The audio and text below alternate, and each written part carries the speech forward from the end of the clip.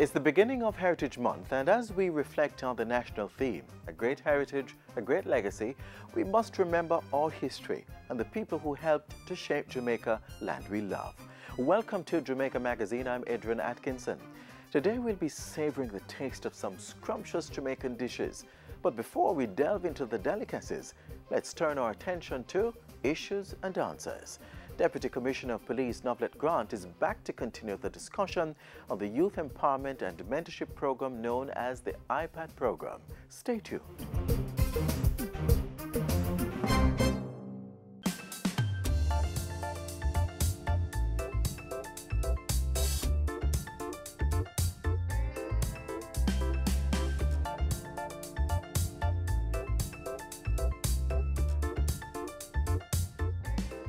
Gastronomy has the potential to create niche travel and offers both domestic and international visitors the opportunity to sample the varied cuisine that our island offers.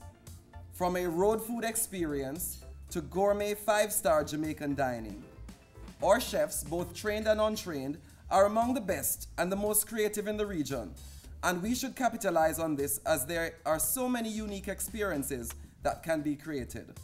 The economic link between gastronomy and tourism will create more demand for local agricultural produce, especially those exotic food items not readily seen in most of our hotels.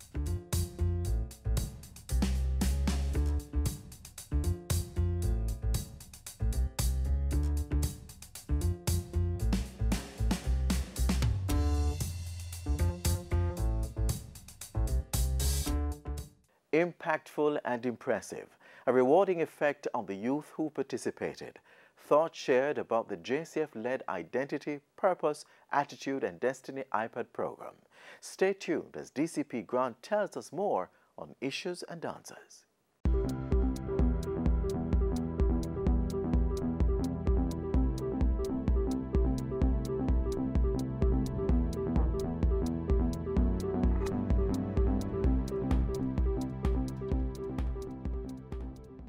Thanks for joining us for another edition of Issues and Answers. I'm Ian Boyne. Today we continue our discussion with the Deputy Commissioner of Police, Novlet Grant, who had been talking to us previously about a very exciting program that the Constabulary Force has, the Youth Empowerment and Mentorship Program, which is called the iPad program. And she will explain again what that acronym is for. And this shows that the JCF is not just about hard policing. It's not just about, getting criminals, but the JCF sees its role as much more than that. In fact, preventing crime and working with young people particularly to ensure that they do not become members of gangs and that they do not become involved in antisocial activity. And 2 years ago, DCP Novlet Grant came up with this idea for a program to impact young people, and it has been making an impact. She continues to talk to us about that today. We thank you for your company. DCP Grant, good to have you again on the show. The last time we talked about the impact of this program, and you were mentioning how much the young people were moved by the things that they were learning about life, about identity, about purpose, about a positive mental attitude, and about relationships. Yes. And they were learning about family and the importance of these things. Perhaps you could pick up there. Yes, thank you. Good to be back. When we talk to the kids, we realize the disconnect that they suffer. They need connectedness. They need to be connected to people who are positive. They need to be connected to their school. They need to be connected to their community.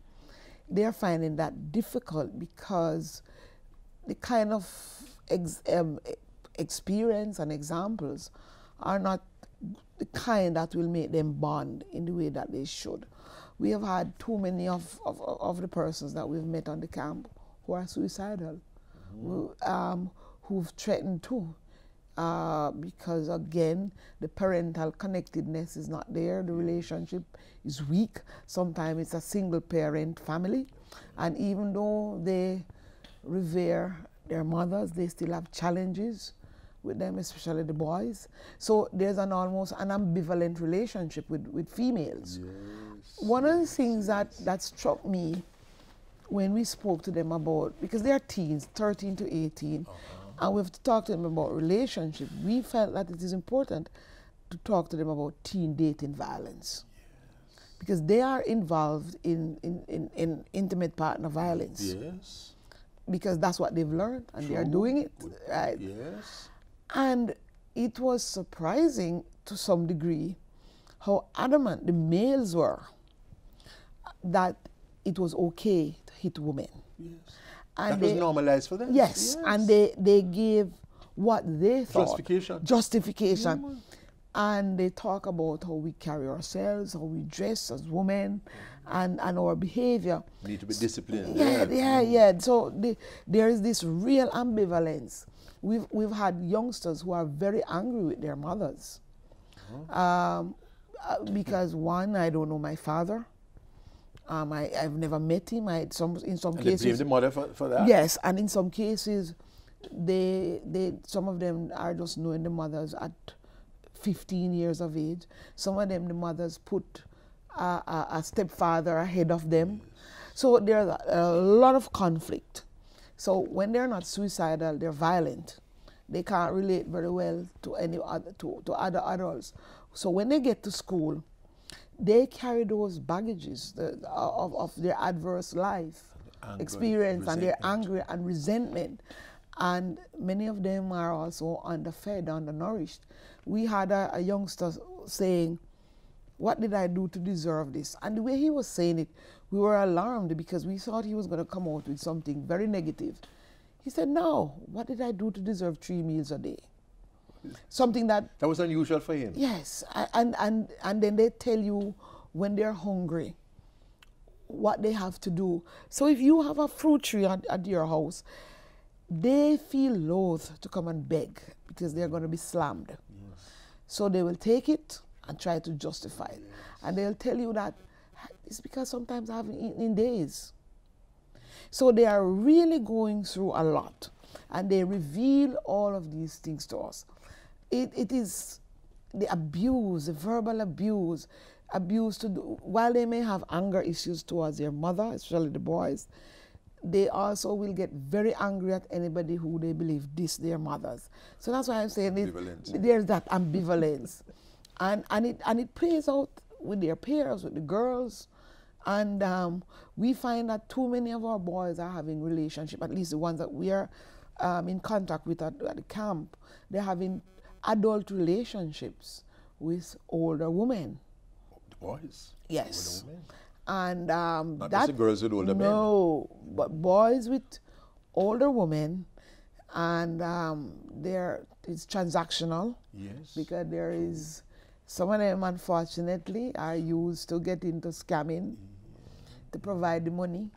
Some of them are involved with people who have children.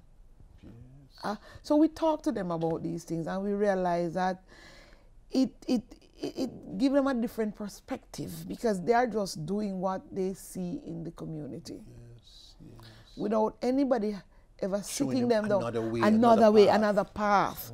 So that is why we're saying choices, decisions, consequences. What's your life path?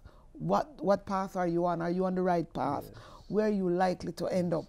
Put that question, I want to break it at this point. Yes. DCP, Deputy Commissioner of Police, Novlet Grant, telling us about this impactful youth empowerment and mentorship program that the JCF has. You thought that the JCF was just fighting crime the traditional ways and engage in hard policing? No, there are soft things that members of the constabulary are doing. They are touching our young people. And the DCP has more to tell us when we come back from this break.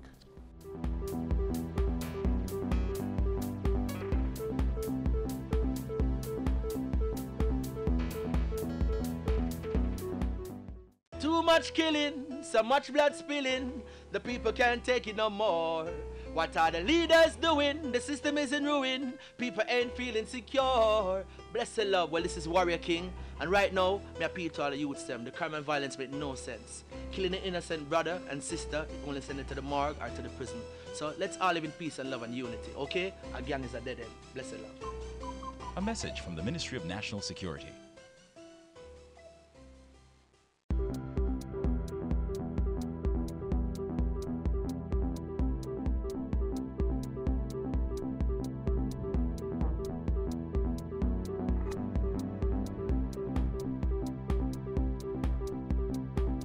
Welcome back. Deputy Commissioner of Police Novlet Grant talking to us about an impactful program that she conceptualized 2 years ago, and which is now reaching young people between 13 and 18 all across the island. You've been working closely with the Community Safety and Security branch.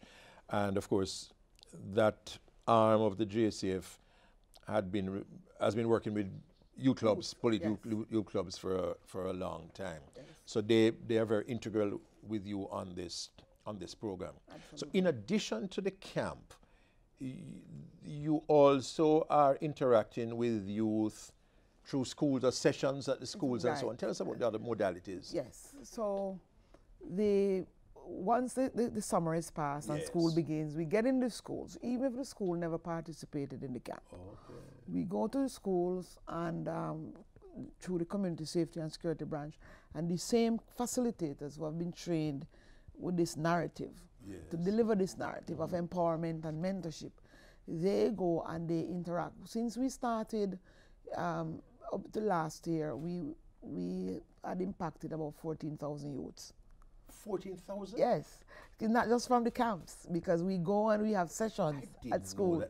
Yes. The reach was that wide. Yes, because we continue to go to school and the message is given and the students are enthused about it. A number of schools are inviting us to, we want to be part of it. Okay. And that is why we don't want us to be the only voice. The summer camps, the residential camps, have different persons. For example, this year we invited Owen Blacker Ellis to be part of it. Yes. We had Patrick Prendergast. We have a number of people because we use different methodologies in the camp, drama, art, dance, song. So people can volunteer. People can volunteer for the camp. And we're looking volunteers to assist us as we push the mentorship programs throughout the school year. One of the things that we did after year one was to ask our medical services branch, Dr. George Leverage, to have a session on emotional intelligence with teachers. And he's very enthusiastic. Yes. Because when we look at it, we are trying to look at all the actors that come together to make a school community work, and we want it to be healthy. And he's prepared to go back to Westmoreland and to work with those teachers. We also want other persons to come on board, because we know that when these youngsters get into a class, into school, with a lot of adverse effects. We've had youngster who is so abused by relatives that he said to us, if I had not come on this camp this year, I would have probably killed myself. And so you're preventing murders. We're preventing murders and suicide. Yes, and because the kids told us. One kid who was on the camp this year, we thought he had the pink eye. So his parent came for him to take him to the doctor. And when he went home, there was a boy who was not on the camp, but their adversaries. He found out that boy had stoned his house. And he took a machete to go search for the boy. He came back to camp and told us this. Yes. And he said, I had him. I could have just taken his head. Oh, so why didn't you do it? I remembered my iPad. Yes. And I couldn't even lift my arm. Touching story. And he said when the other boy recognized that he had him, he just froze until he said to him, why are we living so bad together? We're neighbors. That's what he said? Yes, and the other one came and hugged him. Whoa. And they had their, and you know, teenage boys don't really. That's right. Yes, this homophobic but society. yes. Yeah. But because of the way we give them hugs, they come to us and they just ask us for hugs. The boys ask. Boys and girls, they just ask us for hugs. Just ask for hugs. Wow. And we give it to them, and they will tell us, I don't get this. They tell us, thank you for hugs. I remember a young lady, she sent me a text to say, thank you for your hugs.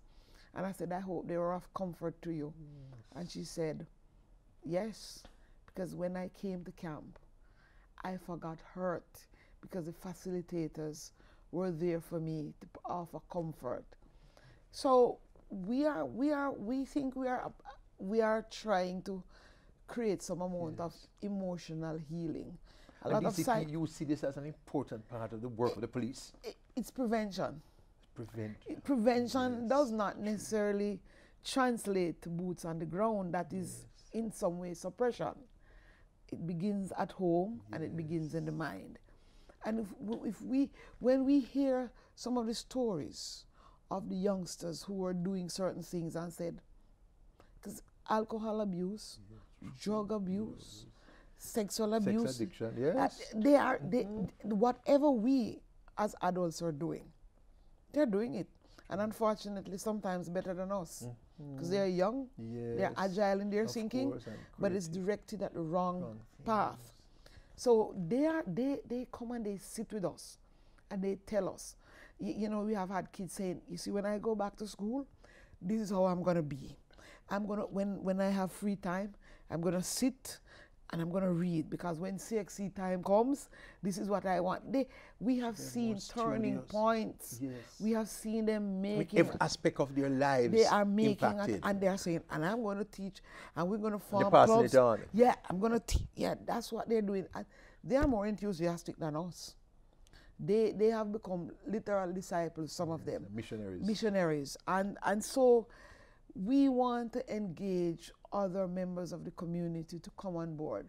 I want to take this opportunity to thank Corporate Jamaica, to thank JSIF, individual citizens who have given us a monetary donation to fund the camp, people who have given up their time to come and make presentations. So it's not just a JCF, the schools that opened their doors so we could find somewhere to host the camp, and the schools who continue to engage us and want us to be there. We had parents who came and spent full 2 weeks at the camp. Parents? Yes. Go and spend the time at the camp? Yes, to help us with, you know, being there for the kids, because we encourage healthy competition amongst them and healthy rivalry, and they learn to deal with disappointment, they learn to deal with conflict. I mean, and the parents have been there with us. We have had a few professionals. We would love to have more social workers join us because of the adverse effect. One of the things that came out is in the second Sunday that they're on the camp, we have a church service. And we invite a youth minister, somebody who framed their sermon within the same context of the language, right? And talk to them about who they are and their purpose and so on. And they enjoy it. Many of them have never been to a church. And we try to encourage those pastors and their congregation to make themselves available for it. So to mentor the youth, we have a committee working out in St. James that is putting together, trying to deliberately seek mentors, and that is what we want to do. We just don't want to have it by chance. Yes. We really want mentors, and we want some of the parents themselves to learn to be mentors, because they are the biggest role models their children will ever have. That's true. And as I said, people have called and said, can I get my kid on it, because they've heard about it. People have called and volunteered to say, I was a teacher, I want to come and do so, and so I'm retired. So we're getting some momentum after just 3 years. PCP, it has been so heartwarming to have spoken to you. I was so impressed with the work that the JCF is doing, and so impressed with you. Thank you on behalf of Jamaica for conceptualizing such an impactful program. Deputy Commissioner of Police Novlet Grant, talking to us about the youth empowerment and mentorship program. The JCF is having a positive impact on several areas of life in Jamaica. Next week I'll be back. Until then, Ian Bourne wishing you a pleasant day.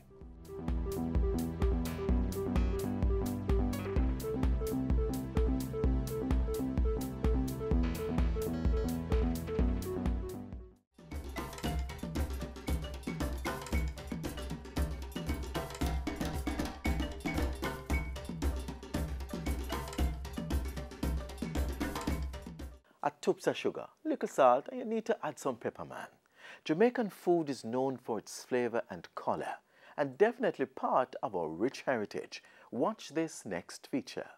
Annatto, pimento, peppers, spices that bring flavor to meals, yams, coconut, pork. It's a buffet of traditional foods, what some men refer to as strong-back meals, what grandparents call soul food. It's a serving of heritage dishes, Jamaican delights.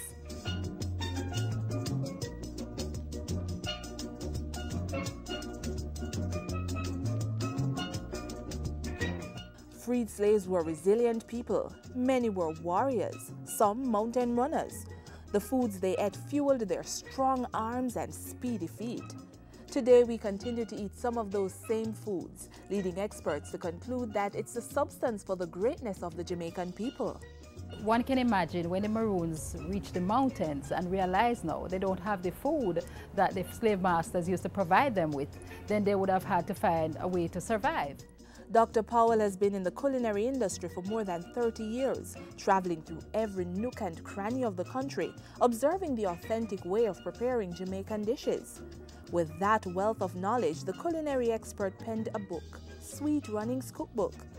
The colorful book comprehensively documents the Jamaican cuisine, providing today's housewives with the necessary information to whip up a tasty dish in honor of the ancestors.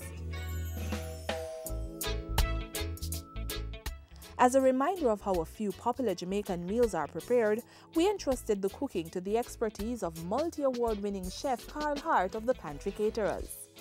Today I'm preparing one entree, a soup, and a dessert. The entree, or main entree, would be stew peas with pig's tail and corn pork, traditional. The pork not touching this one though.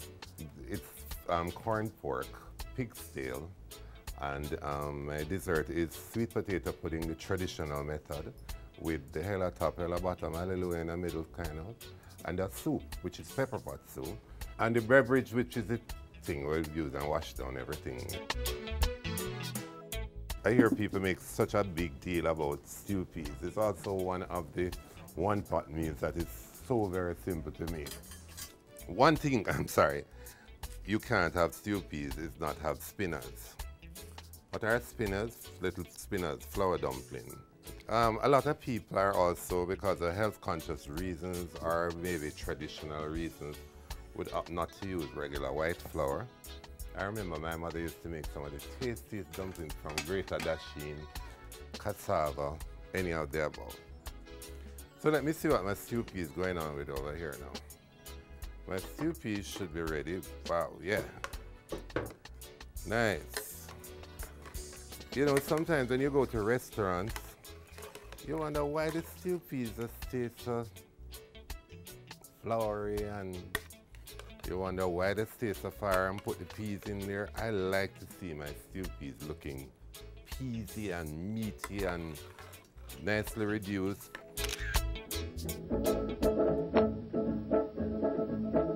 Usually, for a pork lover like myself, you could cook it with meat. But for vegetarians, it's perfectly tasty to go along with a no-meat vegetable soup. Basically, this is about coming together of all the ingredients. See, without putting a thickening agent, all the vegetables have been nicely reduced and come together. But I have one last ingredient to add, which would be my janga, or the crayfish. But sometimes you can add it because you don't want it mixed up and kind of get lost in it. This is pepper pot soup with yam, little dumplings, janga, and you know. And even as children, you can get children to eat callaloo, but they'll eat this.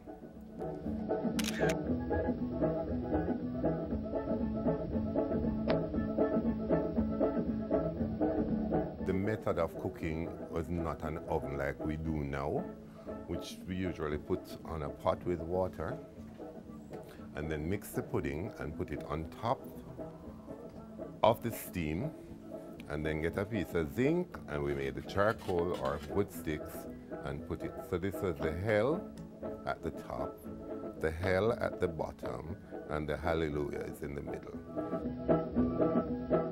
Look at this lovely fufu made with yellow yam, and of course, you know, the yam was cooked and then pounded in the mortar, and then the stew peas. When you look at the spinners, they're just standing out at you.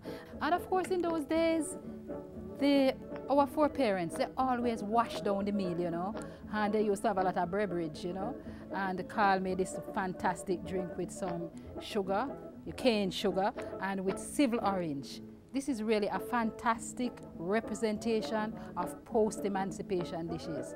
So you don't have to worry about the expensive flour, imported flour. Just pound some yam, some dasheen, or even pound some cassava. You can pound plantain, and you can have that as your staple with your various protein dishes.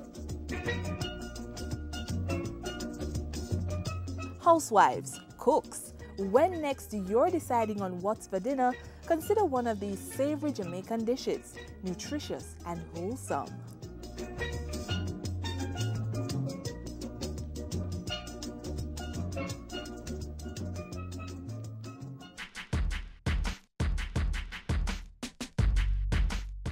Jamaica is set to host the inaugural Natural Gas Conference from October 4 to 6 at the Jamaica Pegasus Hotel in Kingston.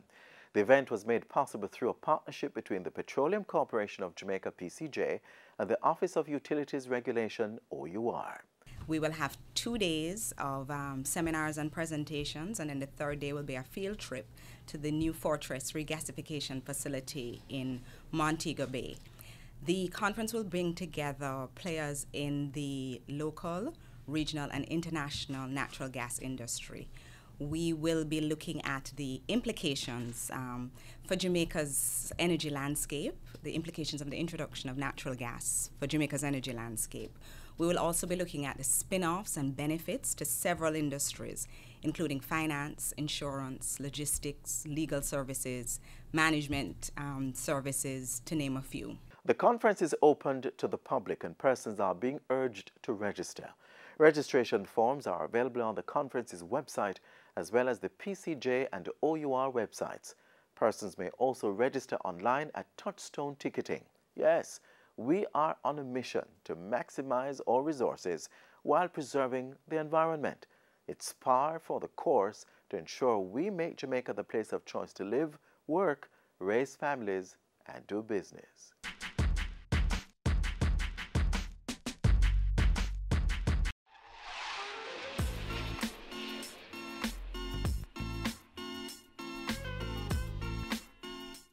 We're at the end of another Jamaica magazine, but only for today. I hope you found our program informative. Send your feedback to jamaicamagazine@jis.gov.jm. Stay informed while you're on the go by downloading our app on your Google and Android devices. Follow us on Instagram, Facebook, and Twitter. You can also visit our website, jis.gov.jm, for more information. On behalf of the entire production crew, I'm Adrian Atkinson. Thanks for watching.